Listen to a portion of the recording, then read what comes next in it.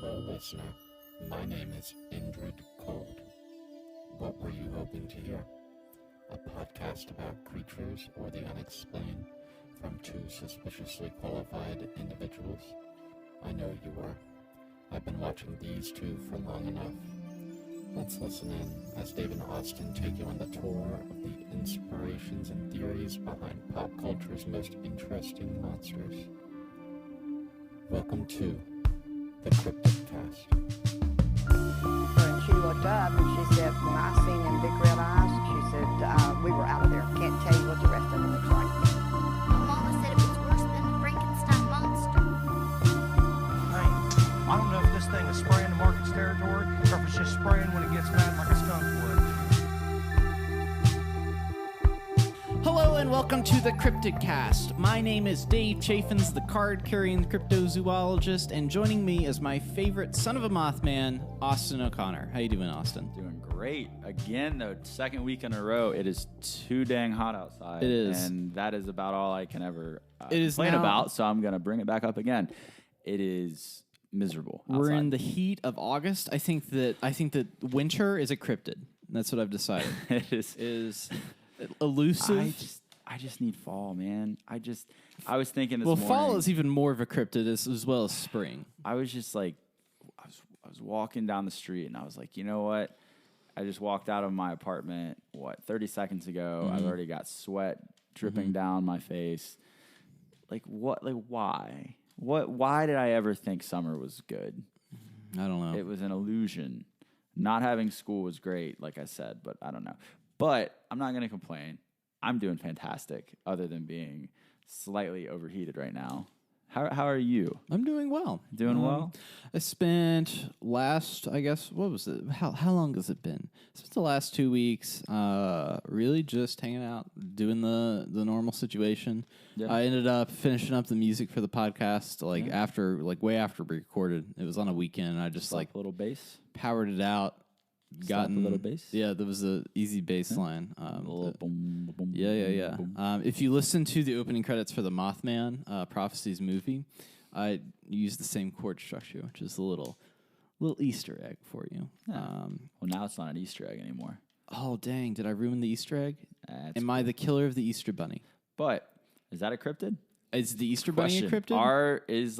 I think it is. Okay. Have we ever seen it? When I was a kid, I told my mother, I was apparently very afraid, very feared, as they would say.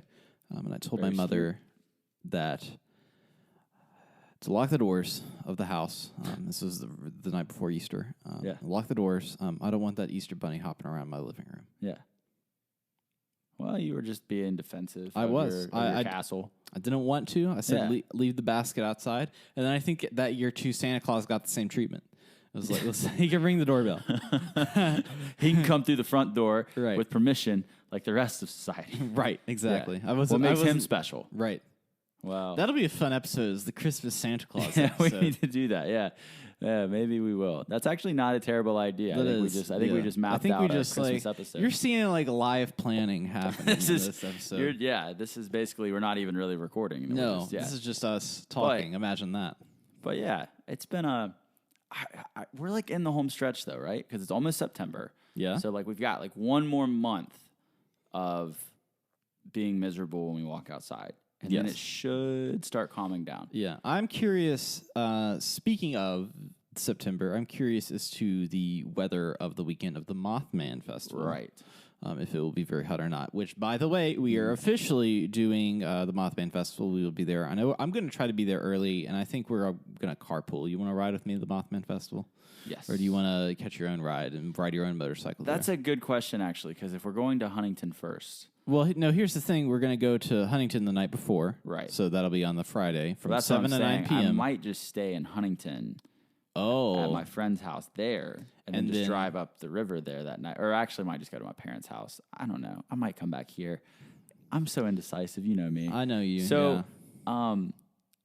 with that, so we're going to meet at Quicksilver, right? Yeah, we're going to meet at Quicksilver. And I don't know who's going to be in town. If it's like 2 or 3 people, that's fine. Okay. I'm going to be there to have a wonderful cocktail. Yeah. And to play free arcade games. And we were beginning at 7 o'clock, right? 7 o'clock. So be I there. wanted to throw, and you may hate me for this, I wanted to throw something at everybody as an option for this. As an option, okay. So Quicksilver event. So that night, I did not realize this. I had forgotten about this. Okay. Later that evening, Yes. in Huntington, Yes. one of my favorite musicians is performing at the V Club. Who's at the V Club? His name is Charles Wesley Godwin. I just spoke to you about him. That's actually. true, you Yes. did. He is performing just a few streets over that same night. It's very close. Yes. So after the meetup, if anyone wants to go to that, welcome to mosey on over with me to go to that show. That's because true. he is a very talented musician. As a shameless little plug from a buddy there. Let's go. But he will be performing that night. Shout out. Yes. Charles Wesley Godwin. That's great. Great music. But he is performing, it's like 3 streets over from Quicksilver, which in Huntington, that's an easy little quick Yeah, it's 1 pretty minute quick to get drive over. there. There's if you want to make it a full day, like you get in there, you go to dinner, you go to Quicksilver. We've got your whole Friday planned you out. can hang out with us at a concert too. So, and the concerts typically at V Club are maybe $5. So that's a pretty easy little. What kind of music does Charles play? He is very Appalachian, kind of country, but not in the sense of like Americana. See, I'm not big on the word Americana. I think that it's kind of a bogus genre. Whoa! I do. I think that it and another one of my favorite artists, Tyler Childers, he won an Americana Music Award. He's an Americana artist. He got up on stage and he said, "I'm not Americana." He said, "Americana ain't no part of nothing." That's what he said. He said it's hiding the problem that country music has, that country music is now just a bunch of guys that are singing pop with a country twang. Oh, yeah. Well, that's what country music is. Yeah. So and it's he's all the saying, same. I like to call it the checklist song where you got your tractor on a dirt road and you got your beer. You got a and girl, got your girl in the tailgate of the truck dancing and in you're the at the moonlight Hooters by the and- river. Yeah. Yeah, that's pretty much it. Which But I love listening to that music for like the irony of it. You know what I Yeah. mean? Like when that comes on, there's this station called Tailgate 102 or something around God. here. And it's like a mix match of everything. So there will be like Billie Eilish or whatever her name is. Eilish. And then it's like, like Trace Adkins or something after that. It's like a back great and forth. combo. They've got 80s rock. They've got literally everything. And they make it so I've heard, what's that, BTS group on there? Is that the K-pop? The K-pop group. Yeah. Yeah. It's everything. But Well, they get those country songs on there and I so laugh every time. I think Americana kind of is what is sort of what country should be, but I just don't like the term Americana, and I'm guilty of using it sometimes. But just go check him out. He's not what you would expect when I say Charles? country. His name's Charles Wesley Godwin. He's actually from West Virginia. Cool. He went to WVU. He played Mountain Stage a few months ago, played live on the Levee here. Very talented, very, very unique voice. He has an album out called Seneca, as in Seneca Rock. Did you have the sheet here? Are you reading it? No, but seriously, like I said, after Quicksilver, if anybody's going to be there and wants to go check out Charles Wesley Godwin, It's time to do it. welcome to come And over. Huntington is like, what, 50 minutes from Point Pleasant probably? It's less than an hour for sure. Yeah. It's probably 45, 50 so minutes it's pretty straight close. shot. It's an easy drive right up the Ohio River. So yeah, so that is just, play some video games, pop over for a little music, Mothman the next day, whole full evening / Yes. morning, afternoon of activities. My second announcement is that our merch store is officially live. Buy some stuff. Yeah. Do it. Why wouldn't you do it? We had a local friend from Lewisburg, West Virginia, a guy that I've known for years, and you've have art acquaintances with. I know his sister. Yeah. That's how I know him. His name's James Addison. He is a working artist there, and we got him to do a fantastic sheep squatch design for us. It's and pretty then sick. we liked it so much, we were like, hey, why don't you make our new logo? So even like the logo on the podcast he made. Super sick. And I got together with my wife, who designed my wife, who designed the rest of our T-shirts, and it was like a collaboration of artistic minds, and we all got it there, and it's up online. You can buy them now. They're I think $24.99 for a shirt, and it comes in. They're like the good. Let me tell you something. good We stuff. got it one early, and so I put it on, and it's very soft. I wore it after my workout, and I felt good. It Felt was great. like. great to sit around in while you're Just after, hugged you, like just if you hugged want you to. gently, caressed you as you sat there. And there's a lot of T-shirts that I have that aren't like that, Yeah. and so I'm happy to own one finally that is of the level. Yeah. So your whole wardrobe now will be just Cryptid Cast Right, shirts. right. Is I'm there with a it. MeUndies ad that I can read, because I feel like that this is a very similar to that. Use promo code Seneca. Yeah. No, it's No, we don't have a promo code because we're not exactly the biggest yeah. swingers Use promo here. code Seneca for 50 cents off of your order. No, not really, But yeah, the shirts look really soft. Really pumped about it. Yeah. You should go get one. If you don't feel like it, that's fine too. I really like them. I'm gonna take some photos of us wearing them so you can be like, wow, look at that. And then on the day of the Barcade Adventure and Mothman Festival, we'll be wearing them too. Yes. So that's how you'll be able to find us, just because you may not know what our faces look like, even though we post our faces a good bit more than most podcasts, because we're just so I just damn wanna good go looking. Post a photo of my face right now. Put on your LinkedIn. Are you talking about? Just on the social. Just I'm on just the gonna post just a like your picture. face. All right, that's good. Just like a mocap or something. I have a picture. I sent my mom actually the other day. I had bought this new shirt. It's like floral, and she asked what it was looking like because I was like, I found this shirt I like. I was just casually talking to her, and I sent her a picture of me in the mirror with it. I like had my teeth out. Maybe I'll post that. It's a very attractive picture of me. That's good. I'm just such a good looking. You person. are. You're a Just devilishly. Adonis. Just I don't know. Did I say devilishly? Devilishly. Anywho, go Hold on, down. I want to talk more about how handsome I am. No, I just go wanna- down. I want to talk about just my wavy hair. I'm just rubbing through my wavy hair right now. Go down to the link in the description. Tell me I'm handsome, Dave. You're a beautiful little Thank pony you, boy. God. Go down to the link in the description, and you'll be able to find our store. You'll be able to find our Discord, which is where we're doing all the Mothman event Yes. planning. So if you're not in the Discord, get there. We're having some discussion. We're doing able to some see fun how stuff. handsome I am. If you want to be like on the end of the people that listen to the podcast, like you want to be like that's the place to go. Our Discord. It's in the link in the description. You can join there. Yep. You can talk about who's more handsome, Dave or me. I don't want to play that game because here's the I thing. do. Here's the thing.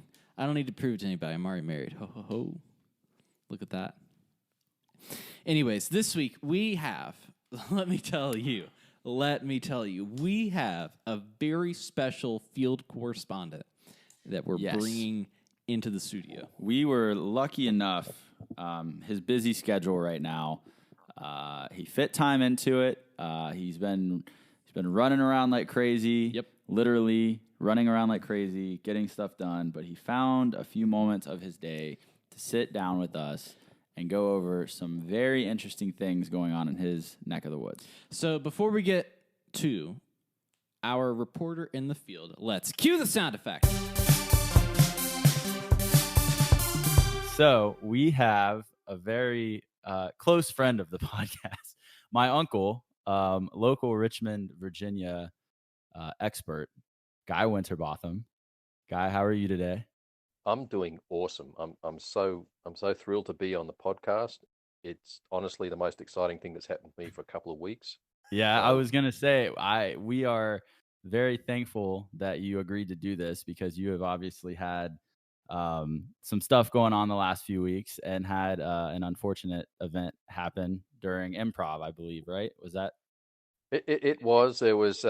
I wasn't supposed to be playing in this particular improv show, but I was. And the thing I was supposed to be doing was it involved me running from the back of this very small theater here in Richmond to the front, and then hopping on stage. Now, I'll admit I'm not an attractive man, and I'm not a young man, and I'm not a light man. But this was not much. This is like a 1 foot step. I should have been able to pull this off, but as I launched myself onto the stage. I won't go into the details because the listeners may be eating dinner, but it was rather unfortunate, and something happened with my knee that required surgery. So if you can just imagine Dumbo taking off, flapping a few times, and just not being able to get airborne, and just landing in a big old pile in front of a live audience. It was not pretty. So here I am. I don't go anywhere. I don't have a life. So I mean, honestly, this is exciting for me. I get to talk to people. And that's Well, There you have it. we are happy to have you on. So while you've been recovering, have you been paying any attention to some of the weird things happening in the Richmond area in the last couple of weeks? I've at least trying to stay somewhat in touch, but due to the nature of some of the medication, sometimes it's a little hard for me to figure out, am I looking at something that is real, or Right. do I need to back off on the little white pills? That's a fun game to play sometimes, I think. It is, and you back off on them, and then the pain kicks in, and so yeah. So Yeah. bottom Like, what line, is I've reality? done my best, Yeah. Well, that's good. but I'm connected. I mean, if something was, I mean, I know what's going on with the weather because I can hear that, and I've been Right, yeah. watching the TV on occasion, so I do know what's going on. But Well, yeah, a couple, I guess, a little less than 2 weeks ago, it was last week, I think. I think 50 people in on the west end of town in a neighborhood woke up to some interesting things on their front porches. Do you know I what saw I'm that. referring to? Yeah. So only one person caught it. I mean, all these people with their fancy doorbells. I've got a doorbell. You press the button, it goes ding. That's about it. But these people Right. have got the technology. They can see what's coming on, and so sure enough, they got this video of this guy coming onto the front stoop, putting down an old-fashioned TV, but the person was wearing a TV on their head, and Right. so that set everybody off, and that did become a thing. Do you think that it would have been as big of news if he hadn't have had the TV on his head as well? I don't think so. I think it just would have been one of those things where, you get on your Facebook community page and people start yelling at each other because they're dropping each other's dog doo-doo and trash on each Yeah. other's front lawn and it wouldn't go nowhere. But he had a TV on his head, and that's no mean feat in on itself. But I think the other thing which was stunning to me was you look at those TVs and they're really old TVs. So Yeah. they went to some effort to get those TVs. You don't find those TVs just lying around. You only got to give them some Right. kudos for that. They had 50 TVs from the 70s and 80s just stockpiled, waiting for Yeah. their moment to strike. And they all kind Yep. of look the same. Yeah, they all had the same. Well, also, I'm just interested in how he managed to kind of secure the TV on his head and also be able to see what he was doing. And then Yeah, I mean, there you have it. I mean, you got someone there they put a lot of thought into this. yeah, He's doing it in the dark. I mean, and what happens if he falls over? Does he sue the people because wearing a TV on his head, they put him in danger? right. And they seem like if you look at the full length of the video, they seem like a nice person. They're not like stomping up and throwing a TV down. They're gently putting it down. And there's this little moment where he looks back into the video feed and he knows he's being watched and he gives a little kind wave. Yeah, I I thought, think that was yeah, the creepiest part for me, even though it was kind of a nice gesture. But I'm just confused, like what their end game was with this. But I also then read that it happened last year too, I think, in a different neighborhood, that it was a similar occurrence. So whoever it yeah. is So in Richmond just is loaded with these TVs. and that's a weird thing because I dispose of things responsibly, and I'd like to point that out to the listeners. But when you take these old TVs down to dispose of them, the really old ones have got the screen in them that's got lead in there, so you can't just like toss them into a trash can. No, you got to take it down. You have to pay people $10 to take those TVs, and they take them away and they properly dispose and they get rid of the lead, and everybody feels good about it. So my thinking is this that there was a possible robbery of a local recycling plant, and Richmond's got a little town north of it called Ashland, where one of these recycling places is that accepts these TVs. So you Yeah. can imagine having a big community effort to put these TVs in there, charge people $10, and I sort of get a bit of a feeling that there's an inside job because I can imagine next week they take all these TVs, instead of busting them down and taking the lead out, they just walk them round to everybody's house, put them back out again. What are these people going to do? I don't know what to do with these TV, but I'm a West End person in Richmond and I have a social responsibility. So I'm going to take it down to the recycling plant and see what happens. $10 later, we're back at the beginning again. That's a good theory. That's a great conspiracy. So I like that. I also today I was reading some articles about it, and I had a little bit of conspiracy theory too. So you mentioned that the doorbell that caught the guy was one of those like Ring doorbells, the smart doorbells. And as I'm reading the article, there were 2 ads on the side of the website for those doorbells. And now I'm starting to think, well, was it a conspiracy? Is this all planned by Ring doorbells and making people want to say, oh, well, if someone's on my front porch with a TV on his head, I want to catch it next time. So then they're going to buy one and they're going to say, oh, well, now I'll be ready next year. Yeah, and that makes total sense, because if you, like we said with that video, there was that cutesy bit at the end. You know, for someone to come on there and like throw TVs around it and like do something freaky on the front doorstep and then run away, I'd be scared. But it was sort of like, you know what? I want to get one of these. I'm not freaked out I'm not triggered by this whole thing of a creepy dude coming on doing weird stuff and running away. No, it was just this really fun moment, and I want to record the fun moments that happen on my stoop. And so yeah, it was sort of like it's a feel good creepy moment, if that makes sense. I just want to know like what. It's just I'm still stuck on where they got the TVs. If it's not what your theory is, there's someone out there that's just collecting. Like, I think that's how they're going to catch the guy. They just need to pay attention to all these old like antique stores or old tech stores with all these old TVs. There's like, oh, well, on the East End, a guy just bought 25 Yeah, TVs.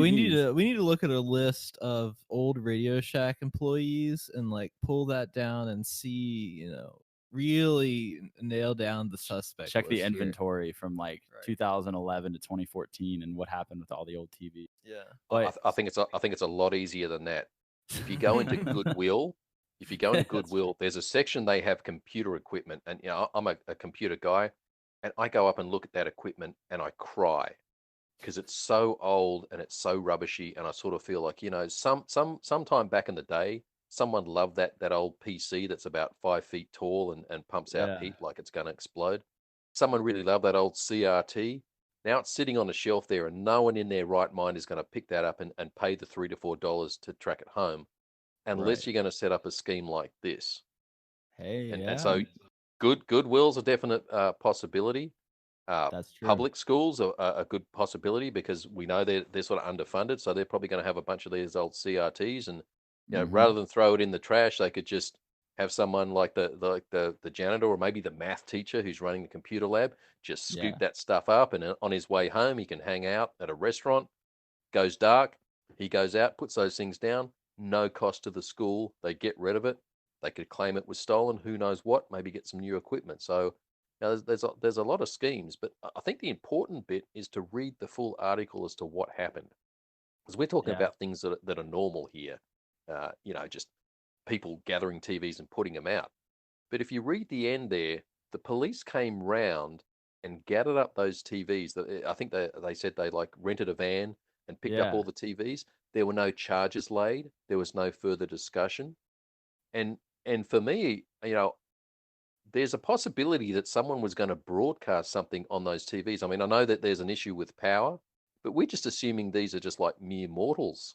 And it could have been so much more than that. They could have had some like space tech that allowed them to transmit to old CRTs that weren't plugged in. I mean, this is rich. That was the rich end of Richmond here. So they could have like freaking a bunch of people out with all sorts of messages from the beyond. I mean, what do you think about that? I mean, that's true. I think you never know. They could be just sitting around, they thought it was a foolproof plan, and then Ring doorbell got them. That's what it did them in. I'm curious to see the impact, I guess, in 20 years when they open the TV Head Museum. Oh yeah, in Richmond, and we all go to the TV Head Festival, and we all bring our TVs and set them down for each other, and it's like it's like the Mothman Fest. You get a Cryptid festival. Maybe that was actually that's what it is. Maybe the Richmond Tourism like Convention and Visitors Bureau planned this whole thing to get people come to Richmond for that. That could be. And I think that there's a lot of vein of truth that we can mine into there, because you look at you look at Richmond, and if you've come to Richmond and Austin, you have there's that central area, the Scots Addition, where they have suddenly like 10 or 15 breweries and cideries, and they've got a distillery. They've even got a meadery. Do either of you know what mead is? What mead is? Mead is it? Mead, yeah. You Yeah, I ever make heard of mead. mead? I'm a mead maker. He's an amateur mead maker Yeah, I now. am. Yeah, okay, cool. So you know what that is, but why would you think a town would need mead? I mean, that stuff is medieval. And of all the things we could build downtown to attract tourists, we're building something that like barely anybody knows about. In what up to date has been a fairly obscure town. But I think Austin, you're onto something, because you look at all the towns that are out there that are sort of trendy hipster stuff, and I'm looking at you, Austin, Texas, not you, Austin, on the call, but Austin, Yeah. Texas. What is their catchphrase? Keep Austin we- weird. Keep Austin weird. Yeah. Yeah. So here you got Richmond, and I've been to Austin a couple of times. It's a city with a downtown university that sits on the edge of a river. Richmond, it's a city, capital city in this case, down on a river, James River, with VCU. It's Yep. very similar, but it's not weird enough. So So they're making it more weird. it's got to be weird. And you know, from the Mothman thing, I mean, that was just a bunch of crackpots who claimed to have seen a person. We have video evidence that is irrefutable. We have an actual Mothman-like thing that we can build an entire culture around, so that we can keep Richmond weird. Oh man, I am on this idea. This is great. How long before there are like stickers and graffiti tags all over town of TV Head? What would you give it? Well, I mean, If there's the not thing already. that's yeah. Well, when you contacted me, I got to admit I was a little let's say out of it at the time, due to my knee situation, and so I had to do a little bit of research. The first thing I came across was someone who had already set up a storefront to merchandise. Now, I thought that was the person who did it, but when I dug back into the Twitter feed, it was like, no, someone had created some really great merchandise around it. So we're already heading down that particular path. But Richmond, I mean, Richmond's not new to weird. I sent you that link the other day. Let's see, back in, I think it was last October, maybe it was a couple of years ago, we had someone who got into an armored vehicle and drove through the middle of Richmond. Now, this thing's just one turret short of being a tank, running down the middle of Richmond. What was the outcome? That just came out this week, coincidentally, that we're having this podcast. He got off by reason of insanity. So that seems a little bit of a lame. Yeah, I guess maybe he had a good lawyer. I don't know. That seems a little bit. I'm looking at it as, hey, buddy, I want you to hop in that vehicle, drive down the middle of Richmond. It lit up all the 11:30 news, with 11 o'clock news. And then, hey, don't worry about it. Let it die down. It didn't die down because it was so weird and freaked a bunch of people out. So what do? Hey, we're just going to call you insane. No one questions insanity. It's sort of like when you don't want to work and you call up your boss and your boss says you're sick and you go, yeah. And they say, well, what are you sick with? And you tell them you've got diarrhea. End of conversation. You got the day off. I think it was along those lines. Well, yeah, that's actually true. So I guess with, like, to what you said, keeping Richmond weird now, but I think what we are most interested in, what is very interesting about this, is how quickly you can get an urban legend or a sort of a cryptid status of something, because now just by somebody, it could have just been some kids playing a prank on a neighborhood. Now this whole lore is surrounding it, and people are skeptical and making their own stories. And I'm sure within the next few months it's going to continue even more. There's going to be like different stories written on different forums online about other sightings and this, that, and the other. So I don't know what this says about our resume or maybe the work that we've done this far, but as far as social media for us, it's been blowing up with this particular incident. I don't know if that's a good thing or a bad thing, but people want us to know that there was a dude walking around delivering TVs in a TV head. Of course. And that's the effect. I mean, in this day where the ability to transmit a story about craziness is so easy to do, you don't have to invest a lot of money to put your city on the map. I mean, you could be in Podunk and you could have someone walking around with a toilet bowl on their head. toilet bowl head man is the next thing that's happening, and suddenly everybody's coming to town just to see what's going on. It's all you Right. need to put a bump in your local economy. I mean, there's a lot of thought behind this. I mean, you think Yeah. back in the day with crop share, well, the crop circles. I mean, Uh-huh. it took a lot of people to figure out that it was just a bunch of people pressing a wooden plate down underneath their foot and walking around a field. It took a lot of people to figure that out. Now Yeah. we're at the stage where people don't even ask the question, what was really underneath this? I mean, you guys are doing it because you've got a commitment to the truth. But a lot of people, all they 100%. do, yeah, 100%, all they do is just stir up theories and conjecture around it. And suddenly you've got a bunch of people coming to Richmond to try and figure out what this thing is. Come to Richmond, they'll stay a night, they'll go to a restaurant, they'll head down to Scott's Addition and try and hit one of the 1,500 breweries that they've got stuck in there. You've won the day. And Yeah. all it cost you was a bunch of old TVs that you stole from a public school or took mercy on when you went to Goodwill. I think that that's a pretty common theme that I have found with a lot of the cryptids and the stories that we talk about is a lot of people think, and it is a valid point, let's even use the Mothman as an example. People think it was to just bring people in. It was to bring attention to it. And you look now, you have a Mothman museum, you have a statue in the middle of town, you have a festival every year that draws thousands of people. So if that was the reason they did it, it worked perfectly. That is Point Pleasant's claim to fame at this point. And the best part Yeah. about it is that everybody in that town that is familiar with that story or knows about the story, has lived there for that long, they're all in on it. So it's like kind of like WWE, where it's like nobody talks about that it's fake because they all are, I guess, in that mindset. They're like, okay, this is all 100% real, and we're not telling anybody any different. That's my conspiracy on it. The only thing about it that I personally, it makes me skeptical of that, of it being fake, is how many people from this area that I know that went to Marshall that knew people or had family members that were alive during it, that some of them claimed they saw it and would swear to this day they saw what they saw.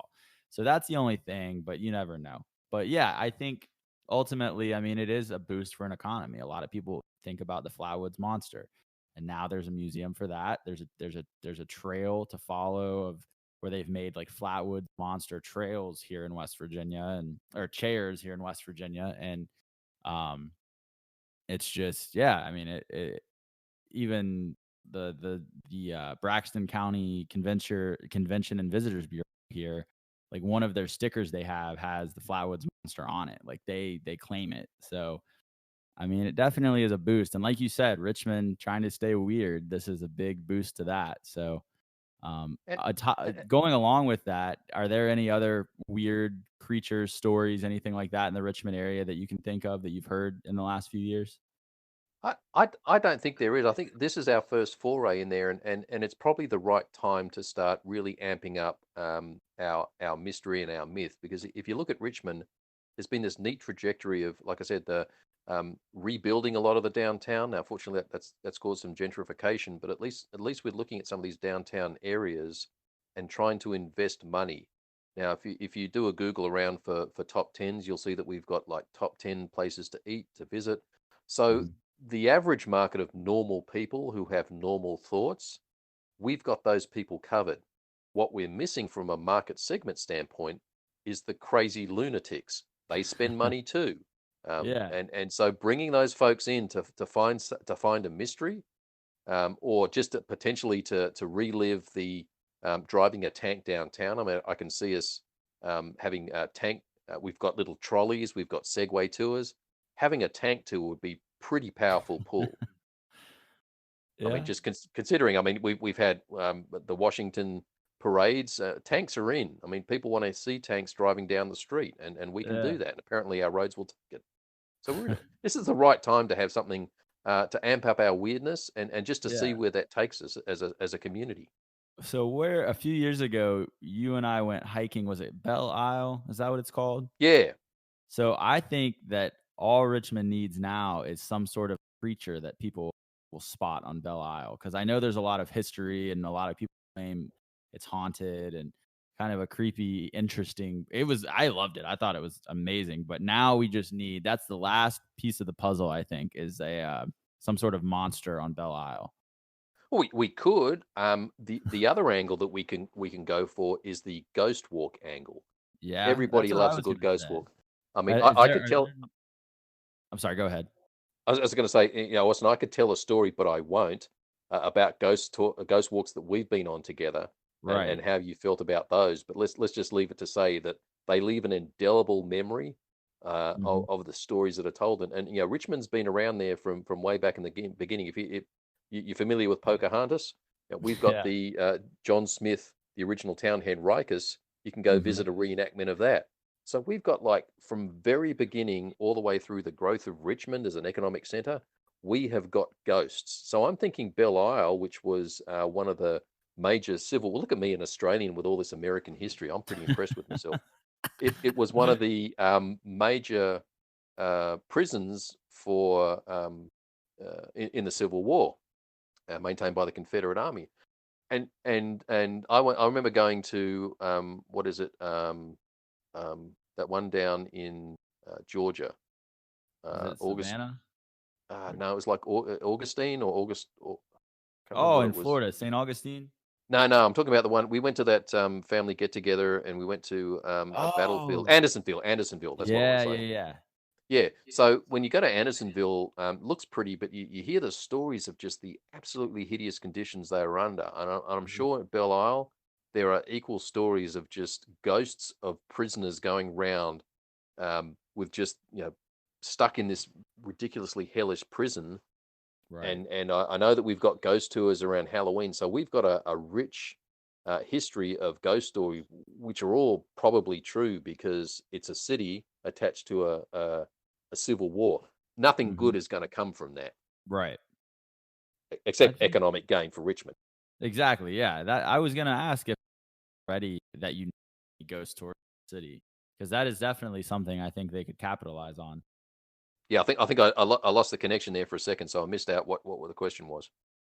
I was just asking if you knew of any. Are there already some ghost tours in Richmond or To admit, I haven't been on a ghost tour. Now, I don't want anybody to think that just because of that, I'm scared of ghosts. That would be a ridiculous assumption to make. Just purely, we're going to leave it at no. I have not been on a ghost tour. yeah. Not in Richmond. I've been to ghost tours to other cities because I knew that I would be leaving those cities, and assumed that the ghosts would not follow me. I'm a little Right. concerned that if I did one in Richmond, that it's It's only so a short close. lift.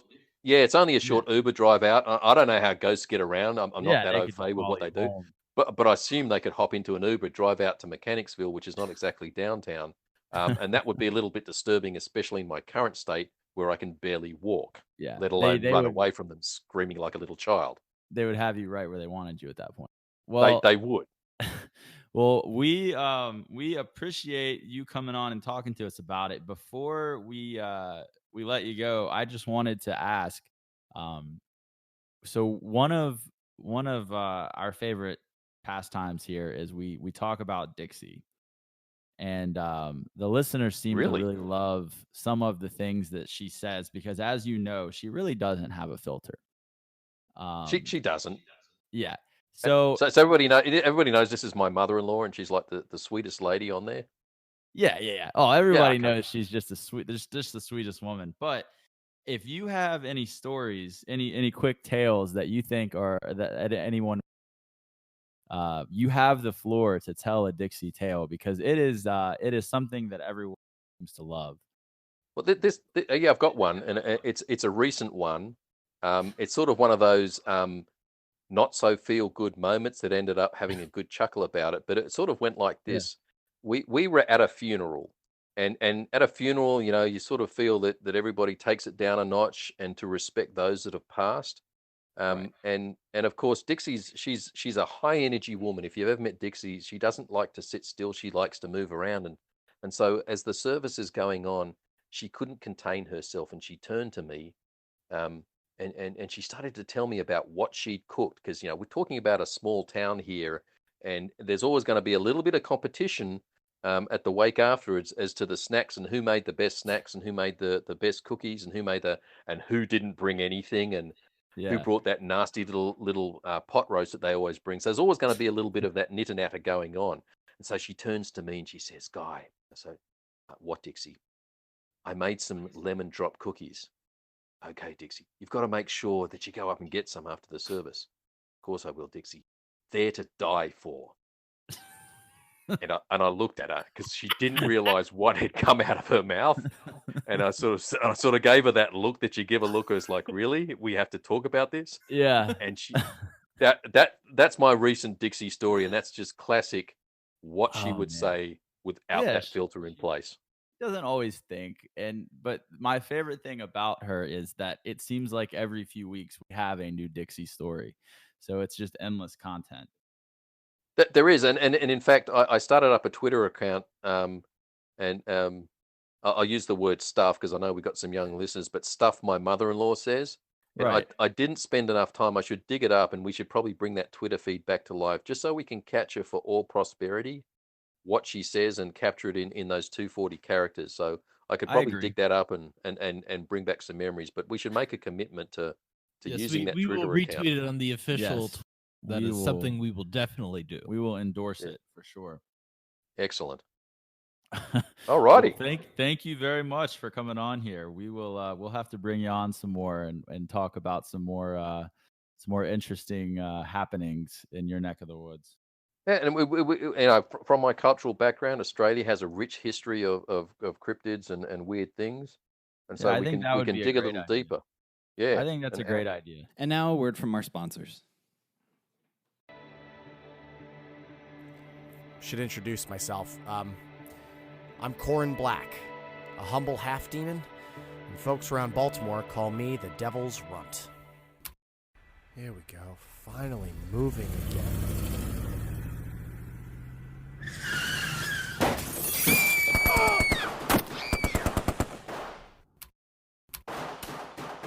Fuck off! Come on. Let's do this for me. Thank you.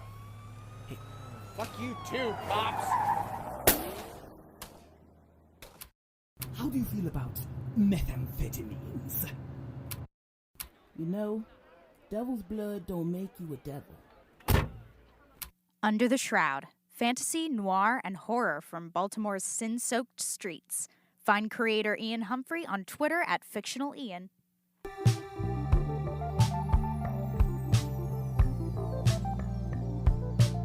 So I think my favorite thing that I took from that is that the Dixie content is not going anywhere. If you never listened to our old podcast, Default Boys WV, Dixie is my grandmother. She was a recurring topic on the show just because it always seemed like anytime I was around her, something hilarious happened. She's like our little grandmotherly cryptid that we have. We have to like bring you stories. So the fact that Guy had one that was that recent I really enjoyed that. So it's not going anywhere. We told you when we changed that it's still us and a lot of the same things would still be involved in the show. So Dixie's not going anywhere. We're still working on getting her on the show, which I think that would be a treat in itself. So she could tell us bloody bone stories. That's true. That's exactly what we need. So, well, I really just want her on the show so that she can school you and just like rack on you for a good like 2 hours. She wouldn't do that. But I'm really pumped that we got Guy on the show. As you could tell pretty quickly, he is not originally from Richmond. He is born and raised in Sydney, Australia, which is pretty cool. And I think really, I had no clue. Yeah, the accent. It's a feint. You can't really tell he's Australian, but no, I think maybe we'll have to bring him back in soon. Yeah, and have I want to hear more discussions about these Australian cryptids. Yeah, I think there's some stuff he could dig up about his home country. We're gonna have to like pay him part time or something. Out of the massive funds that we have amassed. And I'm hoping he recovers soon. It was not as much as he jokes about it. It was actually a pretty terrible injury. So I'm glad that he seems to be feeling okay. We wish him a speedy recovery. Yes. But now I want to talk about something that terrifies me. Okay, yes, I'm ready to hear something that terrifies you. Well, that's a very long list, but today, I think that we should just get into a little discussion about something that we bonded over many, many moons ago. This is like one of our first like things that we like. This is like one of our first bonded inside over. things. Right? Like, we would talk about this. The Slender Man. Yeah.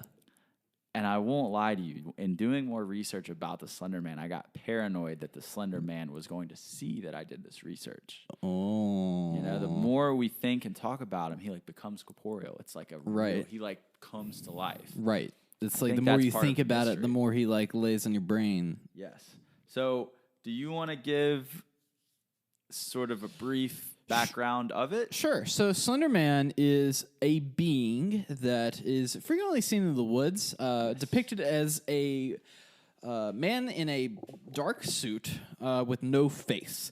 And he's very, what would you describe him as? Slender, I would say. Pretty slender. In his build. He's like Conan O'Brien, just without a face and hair. Yeah, that's a great... One time when I was in college, I remember I posted on Instagram. I took a picture of my TV to send to somebody that liked Conan too, and I was like, "Oh, look, Conan's on." Blah blah blah. I don't remember what the conversation was, but the way that the lighting was, it was so bright. And I guess where he's so pale, I can relate because I'm also pale. It like whited out his face. Yeah. And you couldn't see his hair. It was just a white face in a suit. And I was like, "Oh my God, it's Slender Man. He's here." And so now every time I see Slender Man, I think Conan O'Brien. I don't know.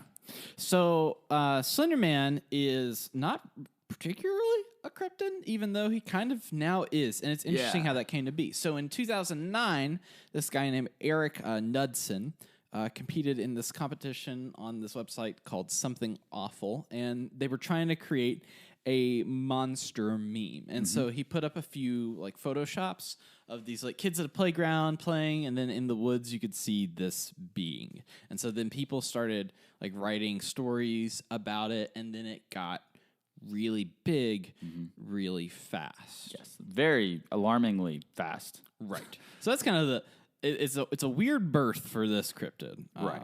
But that's kind of how it all got started, was a meme, which is kind of wild to think about. This is like crazy. This is a modern man. The internet's very crazy. Memes in general are crazy because I feel like, and I think I've said this before, we walked so this new generation could run. Do you ever think to yourself, memes? You ever want to say them like I've heard people memes? call them memes and memes. Like, and look at this it cracks me up. meme. I've had people like not ironically say it that way. And I'm like, oh, bless your heart. This meme. But in terms of like memes and the internet, it's so crazy to me. My little sister's 15 now. When memes started, you know, she didn't even, she wasn't on the internet. She wouldn't do this.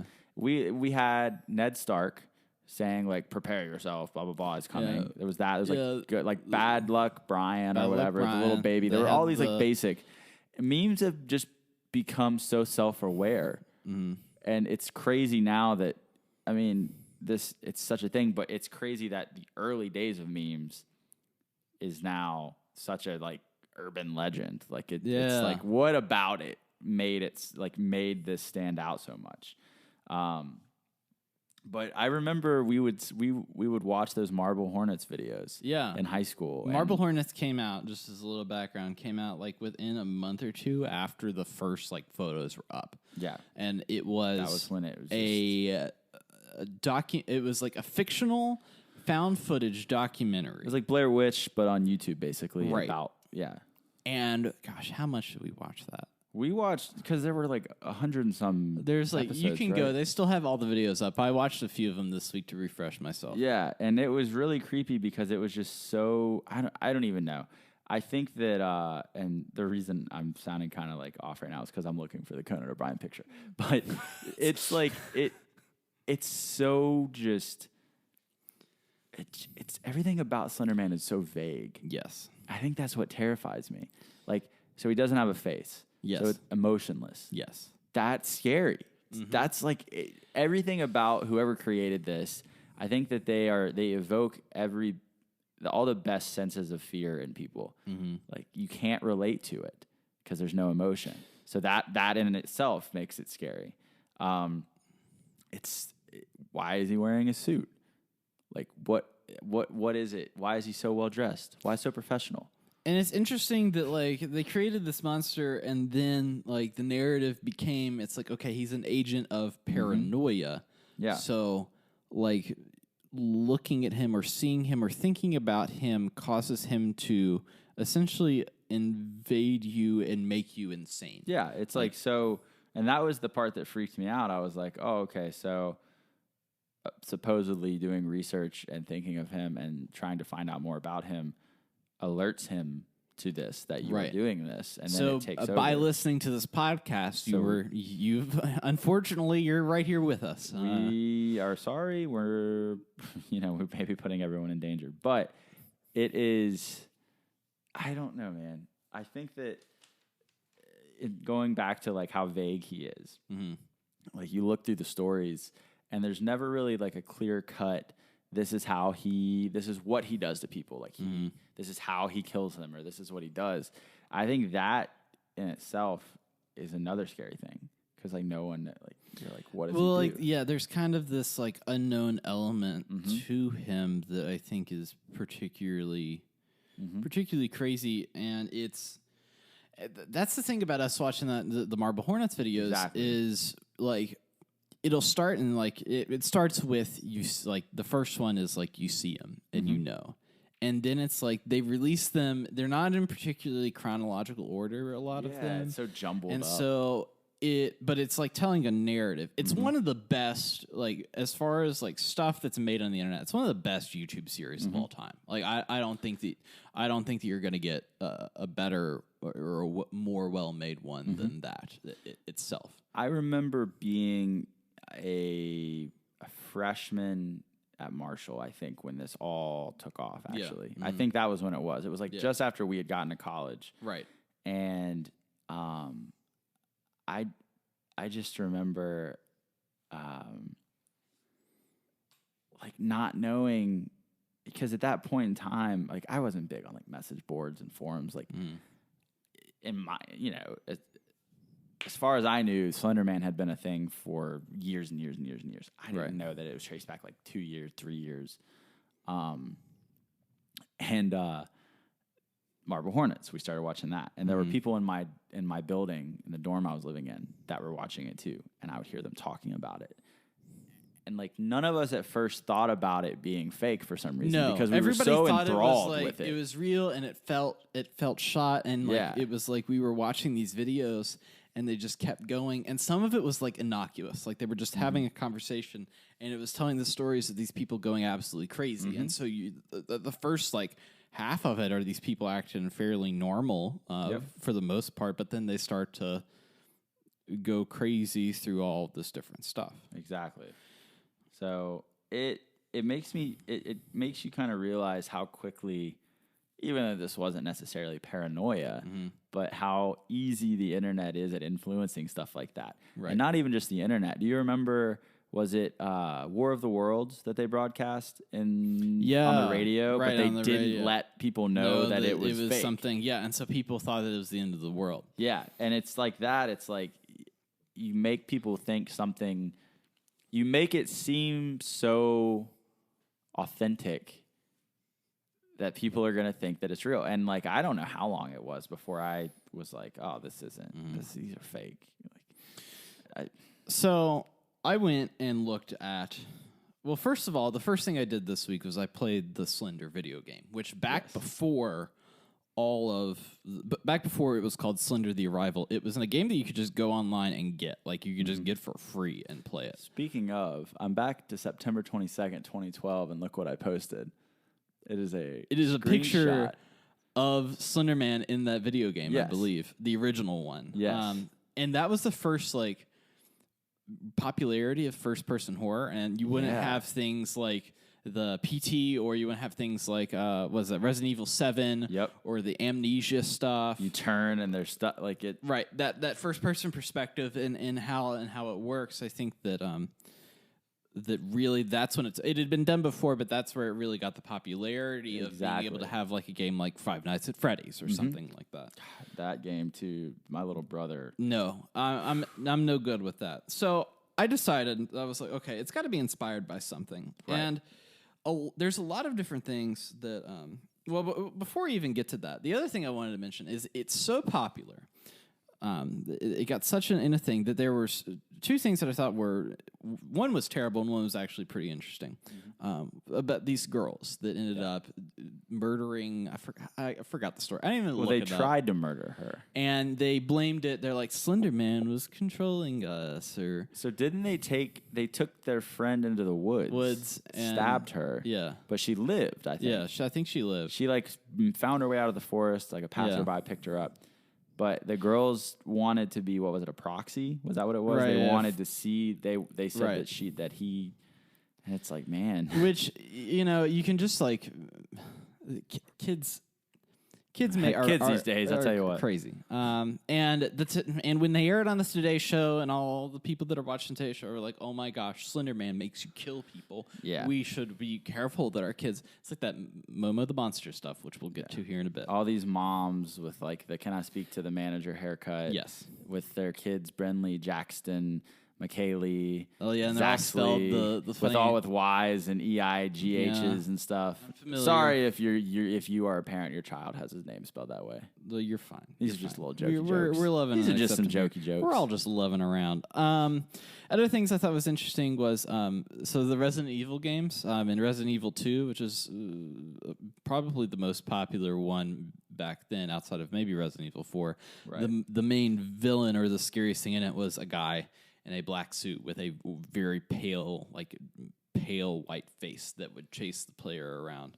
Mm-hmm. But then I really nailed it down. Well, actually, before I even get there, the second thing that I was going to talk about was sleep paralysis. So there was a lot of people that were claiming that they were seeing Slender Man in their sleep. Like they would wake up and Slender Man would be there. And so, fun fact about me, I suffered from sleep paralysis for years. Yeah. In high school and then into college. I went to see a therapist about it. It's terrifying. I went to see a therapist about it, and I was like, okay, what's happening here? And I kind of described to him the feeling, and I was like, okay, like I wake up and then I have to, like, my body doesn't move, and I have to make sure that I have to start moving my fingertips or my toes. And if I can get that to move just a little bit, I can jolt myself awake. But when I jolt myself awake, it's like jolt myself awake. And he asked me, he was like, have you ever seen a demon sitting on your chest? And I was like, what? Why would you even put that thought in my head? He was like, what about an alien? I was like, no. I just can't move my body. He was like, they used to think your body and your brain, when it's in sleep paralysis, is trying to come to terms with this fact. And so if your brain is too imaginative during that part, it'll make up something that's holding you down, like an alien or a demon, or in these people's cases, Slender Man. Yeah. So Slender Man literally had permeated their brain so that they were afraid of it, so that when they woke up from sleep paralysis, that he was holding you down. Yeah. So what I'm trying to tell you is that Slender Man can win. It has been proven he can win. Well, I don't know what it is about it. The pictures, I think, were the scariest part to me. Yeah. The black and white pictures, and he's just subtly placed way back in the background in the trees. Yeah, they just play some just a happy little Slender Man. Yeah. Everybody needs a friend. Yes. So I found two things particularly that I've been waiting to get. I've been raring to get to these. Yeah. Two inspirations that I think are the primary core of Slender Man. Yes. One you don't know, one you know. First one. From H.P. Lovecraft, and I'm going to butcher this name, and it's going to be fantastic. Nairo Lothrotep, the crawling chaos, is an outer god from H.P. Lovecraft's Cthulhu mythos. Described as a very terrifying being and a cruel and dark entity, he is worshipped by many cults. Often considered the soul of the outer gods, Nairo I'm just going to call him Nye for short, is the only one that might be considered truly conscious and sapient, while the other outer gods have, for the most part, no interest in mortal beings, save when they are invoked or summoned by their cults. Nye is aware of mortal life, and entirely malevolent towards it. As the soul of the outer gods, Nye is the one who controls the rest. Whether an outer god takes an active hand in the lives of mortals, it is Nye pulling the strings. Nye enjoys driving people insane and finds the act to be more enjoyable than death or destruction. He is altogether more human-like evil than the other outer gods, frequently employing deception and manipulation, even propaganda to achieve his goals, often mingling with humans in order to seal their doom. These traits, combined with his ability to walk freely amongst mortal life, may make him the most dangerous of all the Lovecraftian monsters, and is suggested by some that he might be the creature that will ultimately destroy the world. He is extremely loyal towards Azoth, and will fulfill his orders without question. I don't have anything about Azoth, but maybe we'll get to him in a later episode. So deception. Yes. It's like an entity of deception. And like Slender Man is often depicted with tentacles. Yeah.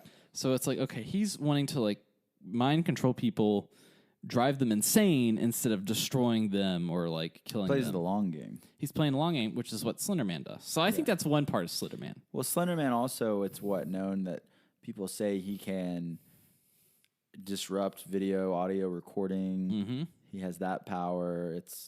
That's what creeps me out. It's like, man, when the static starts popping up in the game and he's nearby, but the whole fact of him basically not even having to touch you, just mind control.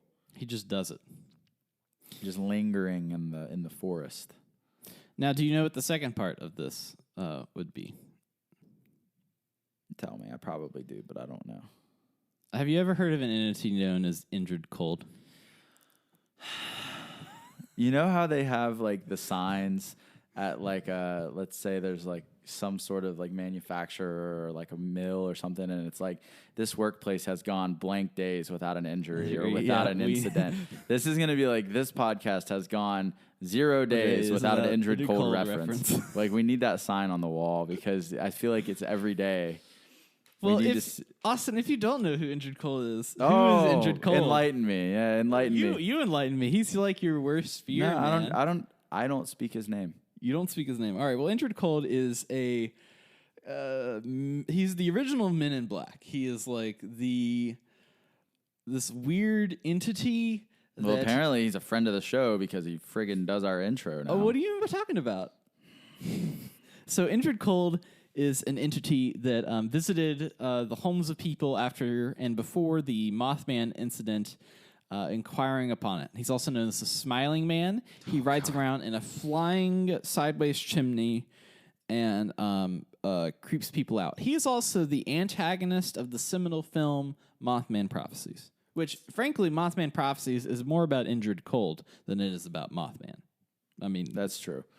I think that's why it creeps me out so much. Injured Cold has just always been an entity. I think it's the voice. I don't know. He's something that creeps me out. The whole chimney thing is a bit. That whole thing in the story is just. Listen, you either accept the full truth or you don't accept any of it. I don't know though. But Injured Cold, I'm just like one day I'm gonna wake up and he's just gonna be standing there in my room. You should have talked about me on the podcast. But so Injured Cold, I could see it. Like he shows up in a suit. But the smiling thing, though. Well, although I've read reports that Slender Man sometimes, when he's trying to fit in society, as to not scare his victim away in a crowd, can have a face. Essentially, anybody that is creepy in a suit can attribute back to Injured Cold. So, like me, anytime I have to dress up. Yeah, essentially. Well, I mean, you look at stuff like Enemy. We could do a whole Injured Cold episode, but I prefer just talking about him every single week. You need to like edit that part just now with the Injured Cold voice in it. There could be. Wait a minute. Let me get there. Who is that? You're not gonna have an episode of this, are you? Now watch in post. I'll go back and I'll edit that, and it'll be. As I was saying, put the little yeah, voice in there. You better watch out. Yeah. That's a fun way to record it. So those are my two. Like, if you could take both of those, like if this like Cthulhu god and Injured Cold had a baby, Slender Man.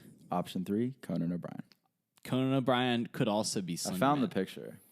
You know, the podcasting world isn't very happy with Conan O'Brien right now. I don't know if you're familiar with all that. It's, I saw the article that was posted about it. Well, I'm not mad at him. Is Conan O'Brien Slender Man? In fact, let's all tweet at him and ask him if he is the Slender Man indeed. And That's he'll be like, this is like, do you know who Wheeler Walker Jr. is? Musician? No. You know Sturgill Simpson? You ever heard of him? familiar with him. So Wheeler Walker Jr. went on the Joe Rogan podcast and made claims that Sturgill Simpson is a government trained assassin. Yeah. And was dead serious. And he was like, yeah, man, Sturgill won't talk to me no more.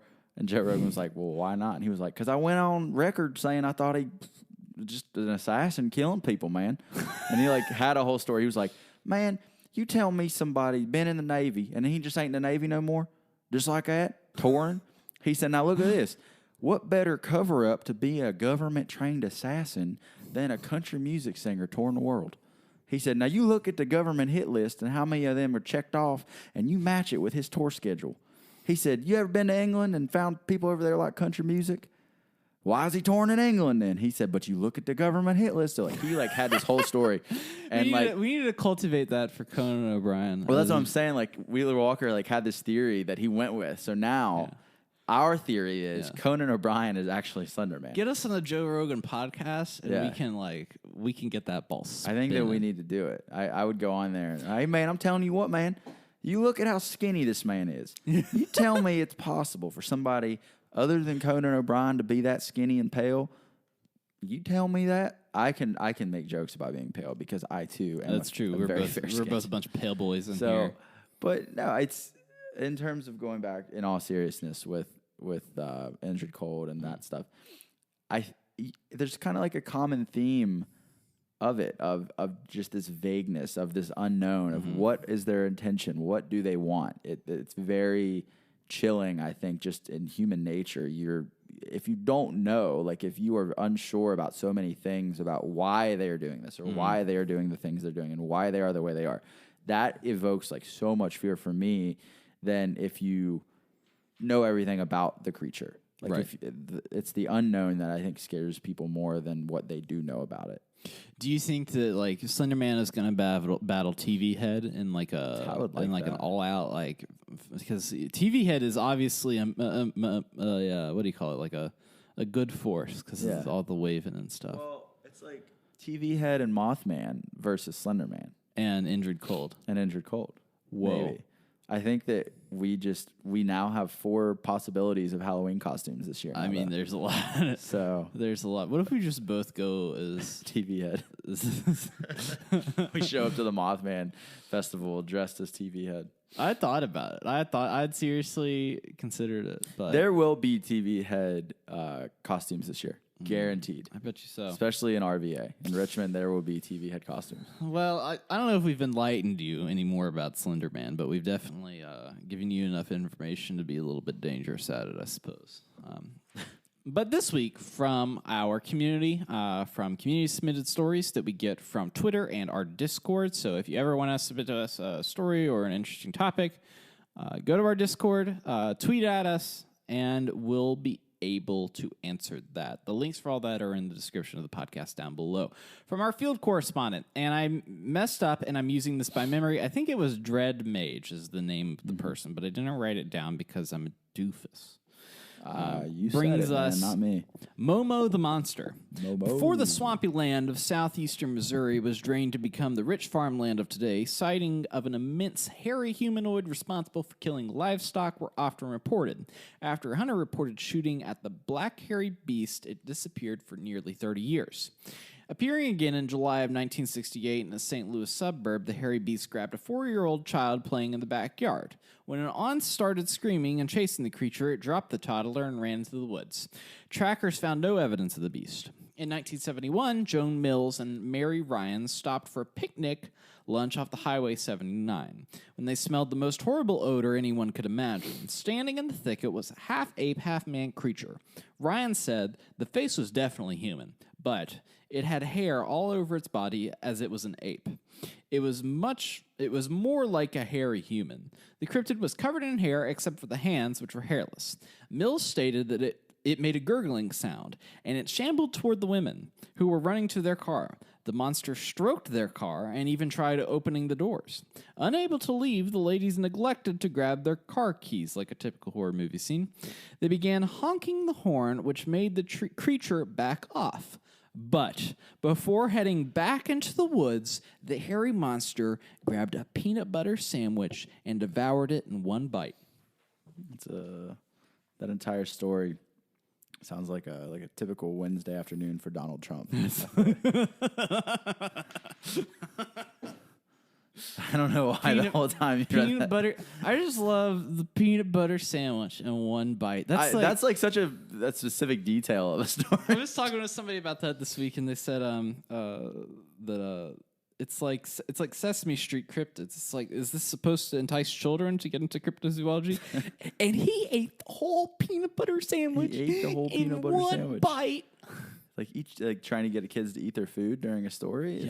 It's like my grandma used to, like, when I was a kid, she had like a similar tactic almost, but she would tell me parts of a story, and she'd get to a point, and it would be like a big moment, and she'd be like, "All right, take another bite, and I'll tell you the rest." And like periodically through the story, I'll tell you, yeah. She's like, "Take another bite, and I'll tell you."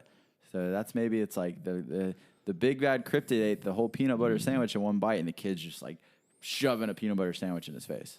So I know that there's this film company called Small Town Monsters. The Small Town Monsters. And they've done some different films, and I know that they are releasing they have a film on Momo the Monster. They've done one of the Flatwoods Monster and Mothman and all that stuff. They do one, I think, about once every year, I think. Yeah. Is it? You said it was in Missouri? Yeah, this Is that why it's the Momo Monster? It's the Momo Monster. Like Momo. Like, like Missouri. Yeah. Is that why? Or did I miss a detail in there? No, I think you're fine. I think it's Missouri. It's Momo. Although there was, we talked about, I told you that we were going to talk about Momo, and you were like, "Oh, the thing from the news." Yeah. See, that was when you first said Momo. I was thinking of that weird, like, photoshopped beak face, big eyes, was like of the woman calling the children on their phones and telling them to stab their parents or something like that. and again, this is not that. Again, that was another situation where all of these Facebook moms thought that their kid was going to murder someone, and then didn't it turn out to be an art installation that someone made? It was a Japanese artist made this like weird sculpture, and then it like got used as a picture for something. It made me think of Beetlejuice when like they do all the weird stuff with their face in the Beetlejuice movie. Yeah, like it's like whoosh, and their face gets big. That's what it made me think of. But yeah, it's just that's again another going back to Slender Man. That's another instance of how paranoia can spread from a picture on the internet. Which it's scary. I mean, but I think that's a theme. I think people even back before the internet, they would see a photo or they would hear just a rumbling of a story, and it just spreads like wildfire. So that's, I think, human nature.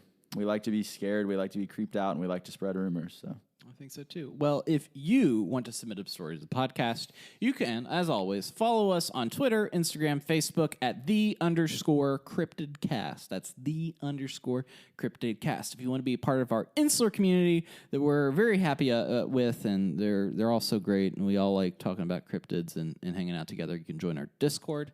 Where we're talking about weekly cryptid news. It's where people are submitting their stories that they have. We're also playing our Mothman Festival in there. We're going to be updating even that day, being like, "Oh, we're over here talking to Mothman. Why don't you come over here and talk to Mothman?" People will be like, "What?" And we'll be like, "Oh yeah."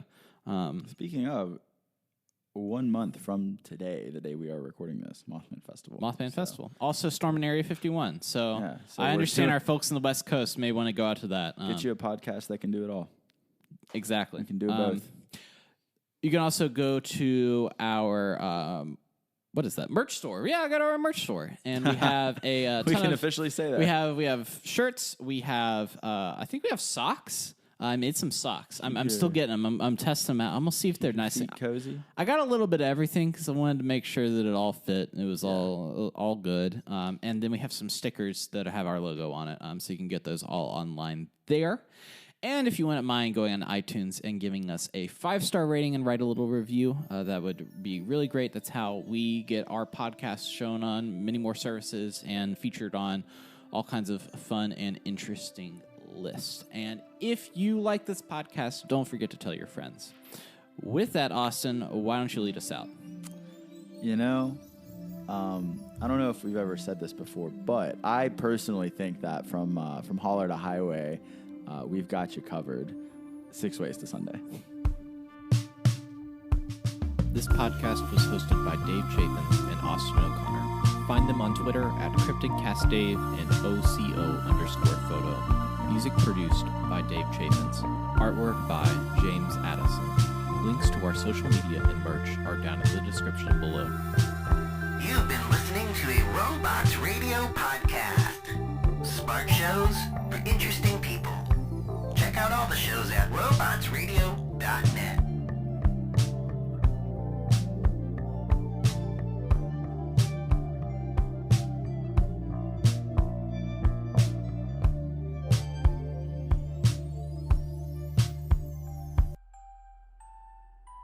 In a world where solid-state electronics and vacuum tubes are still meta, people never stopped loving atomic-powered everything. A chosen 500 stepped inside a subterranean vault to be spared the nuclear horror of the inevitable Great War. 25 years later, they emerge after the fallout settles to retake Appalachia. Among them, 2 former rivals whose blood feud will tear West Virginia apart in their epic struggle for survival. Chad, a vault bro who has a strength of 15, an intelligence of 2, and is a complete wasteland dickhead. Simon, a complicated anti-hero who chooses light and hope, but accidentally becomes a cannibal and wakes up naked and afraid with a Scorch Beast queen after a date goes terribly wrong. What? I mean, it's a wild wasteland, right? This dark humor radio drama will have you driving off the road and crawling out from under the fallout. 2 men, 1 wasteland, and so many nukes. Chad, a Fallout 76 podcast, rated R, now streaming on your holotape player podcasty thing.